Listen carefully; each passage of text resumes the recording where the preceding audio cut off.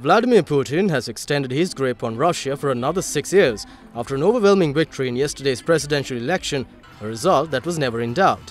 With 99.8% of the votes counted, Putin won with 76.7%. It means Putin will rule until 2024, when he will be 71 and obliged by law to step down. Western media and Western analysts would say that the election has been rigged. They have really already started telling that even before the election. But I see Vladimir Putin has won once again. It's a landslide victory. There is a reason for this victory. There are many reasons. One of the major reason is that, as I see, after the collapse of the Soviet Union, Russia became a wretched country. It was Vladimir Putin who came to power in the year 2000, made Russia strong again and powerful again. During his tenure presidency, Russia grew strong economically and militarily. Today, Russia is almost on par with the United States in terms of military might. Sri Lankan parliamentarian Namal Rajapaksa was also chosen to be a member of an international delegation that was to observe yesterday's election. I must say that the polling went on smoothly. People came out in numbers towards the evening to vote. We managed to speak to some of the voters while observing the polling stations, and everyone was referring to their country. They all mentioned that they have to vote to protect their country from external elements or external powers. There were many reports on international media and certain local media as well about a couple of regulations regarding to the elections and the polling. But I must say that the 6 polling stations that I visited, none of these regulations that we found were serious. Meanwhile, in neighboring China, Xi Jinping was elected Chinese president by a unanimous vote day before morning at the 5th plenary meeting of the first session of the 13th National People's Congress. 64-year-old Xi was also elected chairman of the Central Military Commission of the People's Republic of China by a unanimous vote. Here, the Congress also approved removing a term limitation, allowing Xi to rule for life should he choose to do so.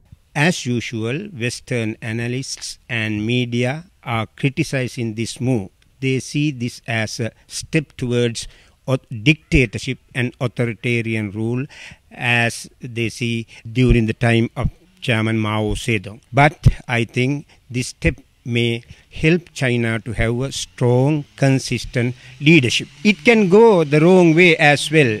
At the same time, there is a possibility China will grow stronger and stronger both economically and militarily as a result of this decision by the Communist Party.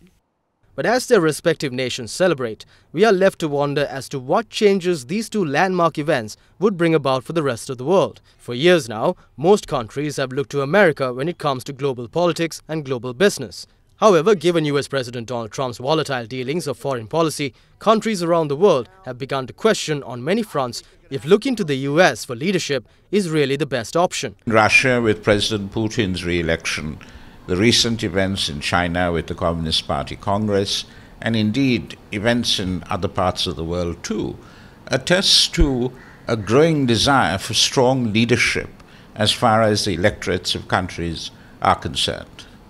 There seems to be a rise in a kind of populist authoritarianism because the electorate feels insecure, feels threatened by the consequences of globalization, and looks to a leader who is going to enunciate, articulate their interests, defend their interests in a world which they find somewhat hostile.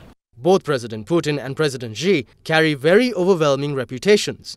They have both been known to make crucial decisions when it comes to their respective countries, which is also the reason why they are both popular choices for their respective people. But whatever may unfold, we all know that these two appointments will change the face of global politics in the coming years. The more liberal strand of political thought and action needs to take account of this and recognize that what we are facing is probably a populist backlash